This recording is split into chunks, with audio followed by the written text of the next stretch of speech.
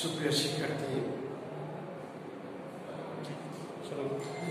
শিক্ষার্থী আসসালামু আলাইকুম। অনলাইন ক্লাসে সবাইকে স্বাগতম। আশা করি আল্লাহর রহমতে যে যেখানে আছো ভালো আছেন। আজকে আমি উচ্চতর গণিতের ঘনজ্যামিতি অনুশীলনী 13 এর 11 নম্বর সমস্যাটি সমাধান করব। 11 নম্বর সমস্যাটি একটি সমবৃত্ত ভূমি গুণক সংক্রান্ত। তাহলে আমরা অঙ্কটি করার পূর্বে প্রথমেই জানব সমবৃত্ত ভূমি গুণক কি এবং সমবৃত্ত ভূমি গুণক সংক্রান্ত কয়েকটি গুরুত্বপূর্ণ সূত্র। সমবৃত্ত ভূমি গুণক কি? একটি সমকোণী ত্রিভুজে সমকোণ সংলগ্ন একটি বাহুকে অক্ষ ধরে তার চতুর্দিকে ত্রিভুজটিকে একবার ঘোরালে যে ঘনবস্তু উৎপন্ন হয় তাকে সমবৃত্ত ভূমি গুণক বলা হয়। আমি বোর্ডে একটি সমবৃত্ত ভূমি গুণকের চিত্র অঙ্কন করেছি। এখানে আমরা লক্ষ্য করলে দেখব OAC একটি সমকোণী ত্রিভুজ, কোণ AOC একটি সমকোণ। এই সমকোণ সংলগ্ন দুইটি বাহু, একটি হচ্ছে OA এবং একটি হচ্ছে OC। আমি OA বাহুকে অক্ষ ধরে এর চতুর্দিকে সমকোণী ত্রিভুজটিকে একবার ঘোরানোর ফলে ABC সমবৃত্ত ভূমি গুণক উৎপন্ন হয়েছে। কোণকের উচ্চতা OA সমান h ধরেছি, ভূমির ব্যাসার্ধ OC সমান r ধরেছি এবং হেলানো উচ্চতা AC সমান l ধরেছি। এখন আমরা হেলানো উচ্চতাটা কি সেটা বের করব। হেলানো উচ্চতা l is equal to root over h square plus r square, এত একক। আমরা এটা যদি কোনো কারণে হেলানো উচ্চতার সূত্রটা আমাদের মনে না থাকে তাহলে আমরা চলে যাব এই সমকোণী ত্রিভুজ OAC হতে। অর্থাৎ OAC থেকে আমরা জানি কোণ AOC হচ্ছে সমকোণ আর অতিভুজ হচ্ছে AC। তাহলে সমকোণী ত্রিভুজের ক্ষেত্রে পিথাগোরাসের উপপাদ্য অনুসারে আমরা জানি অতিভুজ স্কয়ার ইজ ইকুয়াল টু ভূমি স্কয়ার প্লাস লম্ব স্কয়ার। এই সূত্রটা প্রয়োগ করে এখান থেকে আমরা সহজে এর মান বের করতে পারবো। এরপরে আসতেছি আমরা বক্রতলের ক্ষেত্রফল। বক্রতলের ক্ষেত্রফল নির্ণয়ের সূত্র হচ্ছে হাফ গুণন ভূমির পরিধি গুণন হেলানো উচ্চতা। আমরা লক্ষ্য করি তাহলে হাফ গুণন ভূমির পরিধি গুণন হেলানো উচ্চতা। এইখানে আমি বসিয়েছি ভূমির পরিধি 2πr এবং হেলানো উচ্চতা l ইজ ইকুয়াল টু আসছে πr/l। এখন আমাদের মনে প্রশ্ন জানতে পারে যে ভূমির পরিধি 2πr আমরা কিভাবে পেলাম। আমরা চিত্রে চলে যাব। আমরা জানি একটি সমবৃত্ত ভূমি গুণকে দুইটি তল থাকে, একটি হচ্ছে বক্রতল এবং একটি হচ্ছে ভূমিতল। প্রথমেই যেহেতু আমাদের ভূমির ব্যাসার্ধ বের করতে, ভূমির পরিধি বের করতে বলা হয়েছে, তাহলে আমরা এই ভূমিটার একটি বৃত্তাকৃতির, যেহেতু বৃত্তের এটা একটা বৃত্তাকৃতি, এর ব্যাসার্ধ দেওয়া আছে r, তাহলে কোনো বৃত্তের ব্যাসার্ধ যদি r দেওয়া থাকে তাহলে সহজেই আমরা তার পরিধি নির্ণয় করতে পারি। তার পরিধি নির্ণয়ের সূত্র হচ্ছে 2πr। তাহলে আমরা ভূমির পরিধি পেলাম 2πr।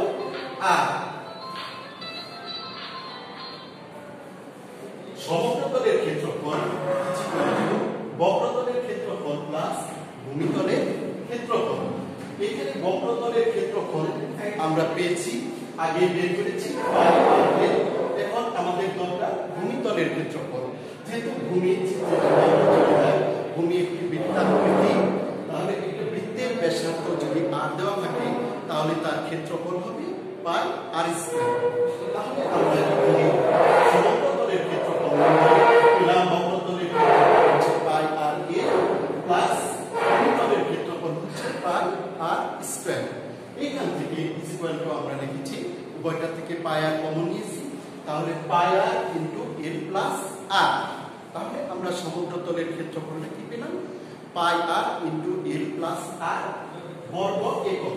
আমরা সবসময় জানি যে সমগ্র অর্থাৎ ক্ষেত্রফল সবসময় বর্গ এককে প্রকাশ করা হয়। এরপরে আসছে আয়তন। আয়তন নির্ণয়ের সূত্র সূত্র হচ্ছে 1/3 গুণন ভূমির ক্ষেত্রফল গুণন উচ্চতা। আমরা পূর্বে ভূমির ক্ষেত্রফলটা বের করেছি, অর্থাৎ 1/3 ভূমির ক্ষেত্রফল পেয়েছি পাই আর স্কয়ার এবং উচ্চতাকে আমরা h দ্বারা নির্দেশ করেছি পেয়েছি h। তাহলে আয়তনের নির্ণয়ের সূত্র হচ্ছে 1/3 পাই আর স্কয়ার h। তাহলে আমরা এখান থেকে চারটি সূত্র পেয়েছি। এর মধ্যে প্রথম সূত্রটা হচ্ছে হেলান উচ্চতা L √h² plus r square একক, বক্রতলের ক্ষেত্রফল পাই আর l বর্গ একক, সমগ্রতলের ক্ষেত্রফল পেয়েছি পাই আর ইনটু l প্লাস r এবং আয়তন পেয়েছি 1/3 পাই আর স্কয়ার h।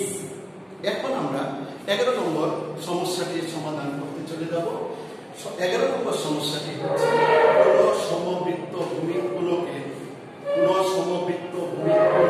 উচ্চতা 8 সেন্টিমিটার এবং ভূমির ব্যাসার্ধ 6 সেন্টিমিটার হলে সমগ্রতলের ক্ষেত্রফল ও আয়তন নির্ণয় করো। তাহলে আমাদের দুটো জিনিস এখান থেকে বের করতে হবে, নির্ণয় করতে হবে। একটি হচ্ছে সমগ্রতলের ক্ষেত্রফল, অপরটি হচ্ছে আয়তন।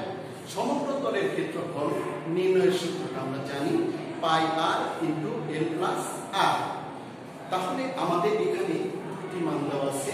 একটি হচ্ছে সমবৃত্ত ভূমিকোণকের উচ্চতা h = 8 সেন্টিমিটার এবং ভূমির ব্যাসার্ধ r = 6 সেন্টিমিটার। এখানে আমরা পাই এর মান আমরা জানি পাই হচ্ছে একটি অমূলক সংখ্যা। ব্যবহারিক ক্ষেত্রে পাই এর মান সাধারণত 4 দশমিক স্থান পর্যন্ত ব্যবহার করা হয়। আমরা পাই এর মান 3.1416 পর্যন্ত ব্যবহার করব। তাহলে পাই এর মান আমাদের জানা আছে, আর এর মান জানা আছে, কিন্তু এল এর মানটা আমাদের অজানা। তাহলে প্রথমে আমরা এল এর মান বের করে নিব। আমরা জানি হেলান উচ্চতা l √h² plus r square. এইখানে আমরা দুটো মানই আমাদের দেওয়া আছে। হেলান উচ্চতা অর্থাৎ কোণকের উচ্চতা h = 8 সেন্টিমিটার এবং ভূমির ব্যাসার্ধ r = 6 সেন্টিমিটার। তাহলে কোণকের হেলান উচ্চতার মধ্যে আমরা যদি h এবং r এর মান বসাই এবং বসে ক্যালকুলেশন করি তাহলে আমরা l এর মান পেয়ে যাব। তাহলে আমরা এখানে ক্যালকুলেশন করে l এর মান পেলাম 10 সেন্টিমিটার। এখন আমরা কোণকের সমগ্রতলের ক্ষেত্রফল নির্ণয় করব। কোণকের সমগ্রতলের ক্ষেত্রফল নির্ণয়ের সূত্র হচ্ছে পাই আর ইনটু l প্লাস r।